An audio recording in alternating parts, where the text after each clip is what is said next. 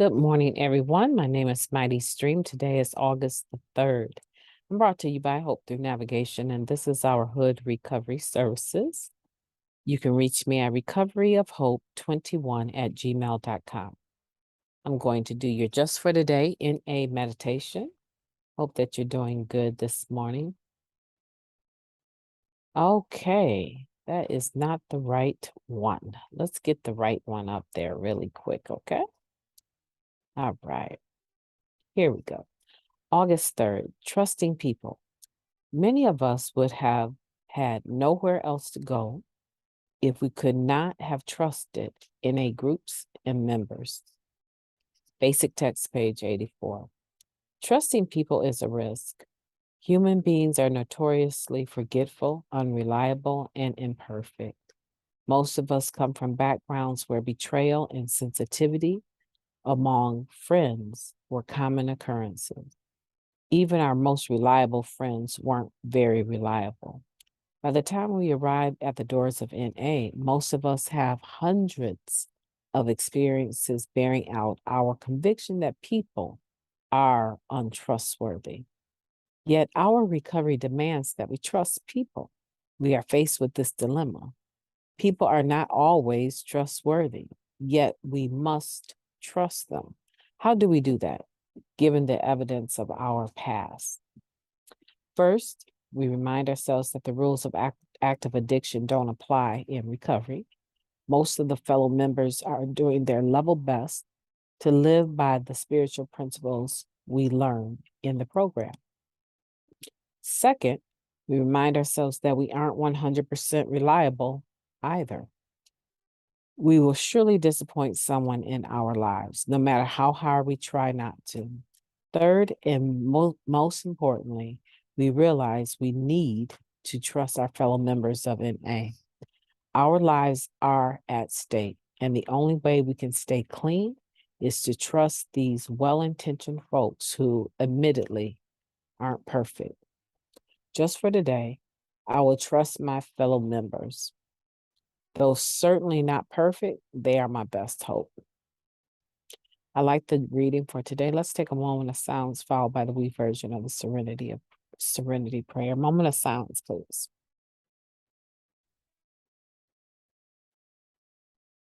Thank you. God, grant us the serenity to accept the things we cannot change, the courage to change the things that we can, and the wisdom to know the difference. Just for today, please and thank you. Trusting people, how are you doing with that? How are you dealing with feeling like people aren't trustworthy, but knowing that you need to have relationships that lean into your recovery and that you trust those people to be your eyes and ears and to um, give you feedback and to not let you die in silence. If they see something, speak up to you and say, "Hey, what's going on with you? Let's go have some coffee," or something like that. So we need to trust people, right? Especially those in recovery. We need to have some general sense that the goodwill that we talk about is in operation with the people in recovery. So I'm wondering, how are you, dealing with that? I really like how it says here that most of us have hundreds of experiences bearing out our conviction that people are untrustworthy. And I was wondering, like, hundreds, right? It sounds like an exaggeration. But when you think about it, you think about active addiction and all of the epic fails we had while we were using. And then think about all of the stuff that probably didn't go our way, um, that we were angry about. Think about all of the resentments we established. And then think about those things that were people harmed us and were justifiably hurt by those people, right? So when you think about all of that prior to your coming into Narcotics Anonymous, it probably is hundreds of experiences that would justify why, you know, um, you wouldn't trust people.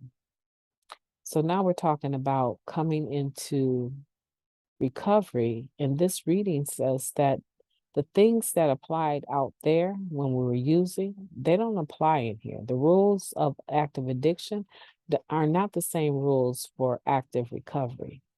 They're polar opposites.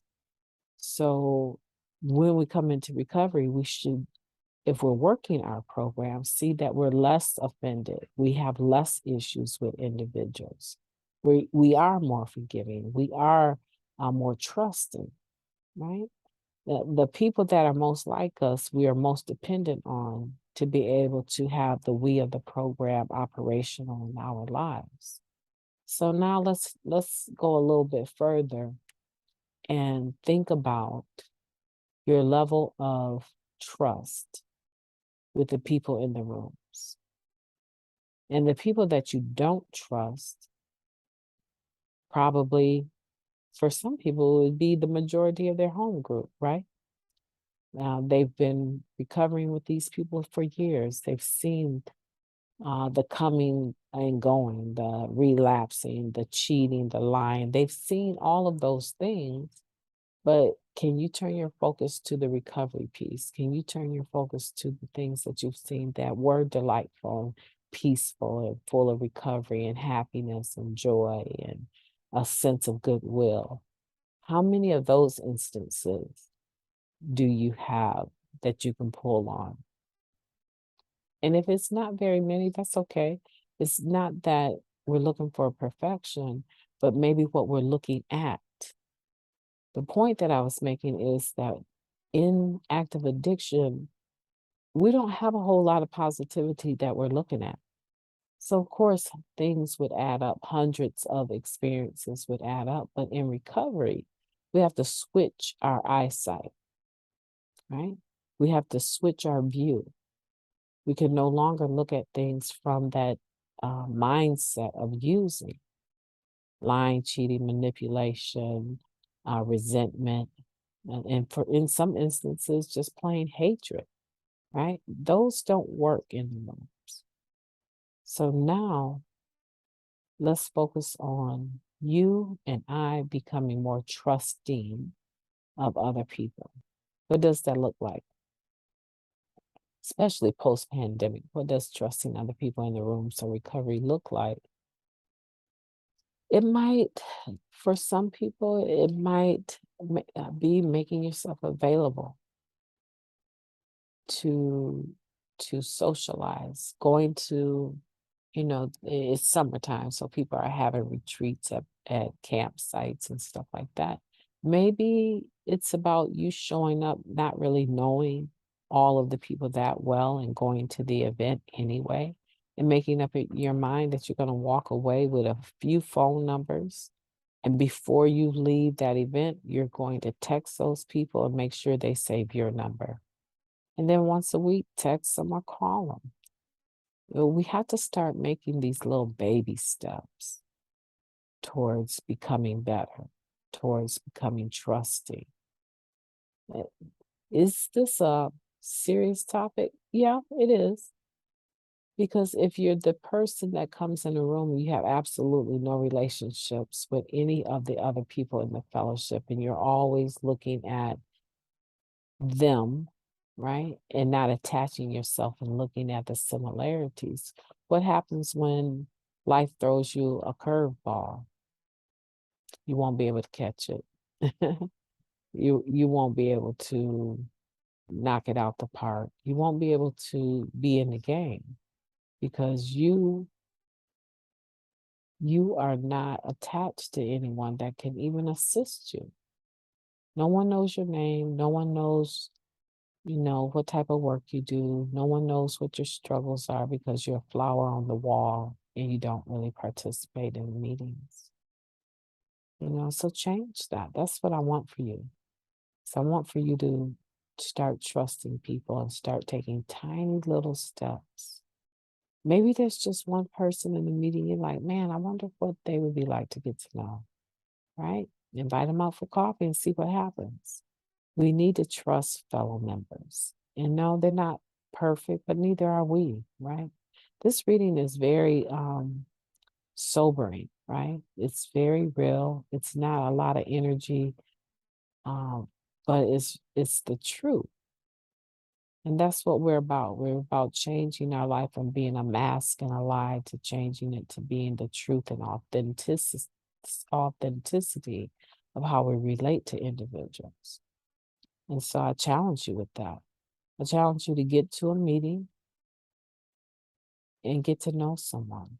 I challenge you to get on a Zoom meeting, um, and get some numbers and actually contact these people. You probably have tons of people in your phone that are in recovery and you haven't reached out to them. So just reach out to them. Maybe it's a sponsee sister. Maybe it's an old sponsee sister. Maybe it's an old sponsor. Maybe it's your current sponsor. Maybe it's just the lady, the newcomer, and you took her number. Reach out to her and start developing trust. Just like all of the other spiritual principles we have talked about this week, trust is a spiritual principle and it's developed over time. So let's get started. My name is Mighty Stream and I will be talking to you tomorrow.